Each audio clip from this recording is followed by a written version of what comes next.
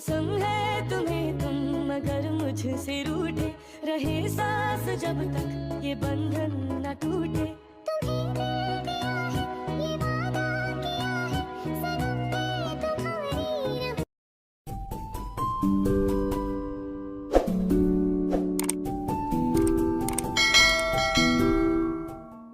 মাঝে মাঝে আমরা আমাদের সাংসারিক যে রুটিনটি রয়েছে কাজের, সেটাকে অনেক বেশি জটিল করে ফেলি।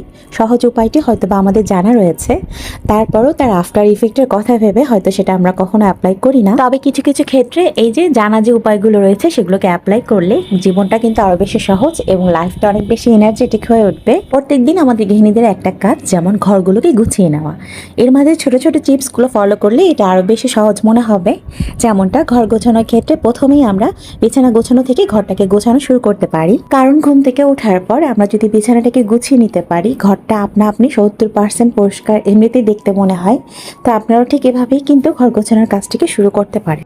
ঘরের ফার্নিচারগুলো মোছা পরিষ্কার করা এইসব তো রয়েছে, তবে ছোট ছোট যে কাজগুলো আমরা অর্গানাইজড ওয়েতে করে ঘরটাকে আরও বেশি পরিষ্কার রাখতে পারি, তেমনটা হচ্ছে যে ওষুধের যে কৌটাগুলো রয়েছে, যেগুলোতে দেখা যাচ্ছে আমরা প্রতিটা সদস্য প্রতিজনের জন্য এক একটা করে বক্স রয়েছে, একত্রে রাখলে কার ওষুধ কোনটা এর মাঝে গরমিল হয়ে যেতে পারে। তাই আমরা প্রত্যেকটা সদস্য নিজস্ব একটা করে বক্স তৈরি করে নিয়েছি।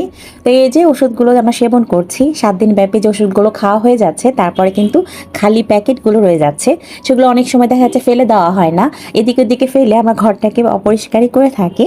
তো একটু অর্গানাইজড ওয়েতে দেখা যাচ্ছে প্যাকেটগুলো ফেলে এগুলোকে একটু গুছিয়ে নেওয়া যায়। আমার বাসায় তো ছোট সন্তান রয়েছে, তো আমাদের প্রত্যেকের বাসায় রয়েছে আলহামদুলিল্লাহ। তো বাচ্চাদের রাবার ব্যান্ডগুলো ওরা করে কি এদিকে ওদিকে ছিটিয়ে রাখে, এর ফলে হয় কি ঘরটাকে বেশ অগোছালো মনে হয়। আর এই সমস্যার সমাধান হিসেবে কাগজে কিন্তু আমি ব্যান্ডগুলোকে আটকে রাখি। এরপরেও যদি কোনো সমস্যা বোধ হয়, আমি সেক্ষেত্রে অর্গানাইজড বক্সগুলো কিন্তু ব্যবহার করে থাকি। যেমনটা এই যে এরকম বক্সগুলো আমি রাখি, যেখানে ওর নিত্যদিনের ব্যবহারের যে জিনিসগুলো রয়েছে সেগুলো রাখা হচ্ছে। আর এভাবে রাখলে প্রয়োজনে কিন্তু জিনিসগুলো যেমন খুঁজে পাওয়া যায়, তেমনটা জিনিসগুলো হারানোরও কোনো ভয় থাকে না। বাচ্চারাও একটু হলেও অর্গানাইজের বিষয়গুলো শিখতে পারে। ঘর বাড়ি পরিষ্কার রাখা গোছানোর ক্ষেত্রে আরও একটি ইম্পর্টেন্ট জিনিস হচ্ছে, যাদের বাসার রাস্তার পাশে, তাদের তো একদমই নাজেহাল অবস্থা। প্রত্যেক দিন জিনিসপত্র ফার্নিচার মুছতে মুছতে আমাদের বেহাল দশা।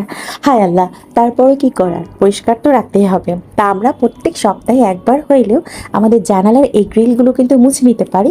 এতে ঘর বাড়িগুলো ডিপ ক্লিন করার ক্ষেত্রে যে একটা ঘাড়ের উপর বোঝার সৃষ্টি হয়, সেটা কিন্তু আর হবে না। প্রত্যেকদিন ব্যবহার যে আরও একটি জিনিস হচ্ছে হেজাব পিনগুলো। এগুলো এদিক ওদিক রাখলে কিন্তু বিপজ্জনক হতেই পারে, যেহেতু বাসায় ছোট বাচ্চা রয়েছে আর এগুলো বেশ তীক্ষ্ণ হয়ে থাকে। তো বাসায় এরকম একটি অর্গানাইজার থাকলে কিন্তু বেশ ভালোই হয়। প্রতিদিনের ব্যবহারে যে পিনগুলো আমরা এগুলোকে এভাবে আটকে রাখতে পারি, এতে করে সহজে হাতের নাগালে যেমন হেজাব পিনগুলো আমরা পেয়ে যাব, বিপদ আপদ থেকে অনেকটা দূরে থাকা যাবে।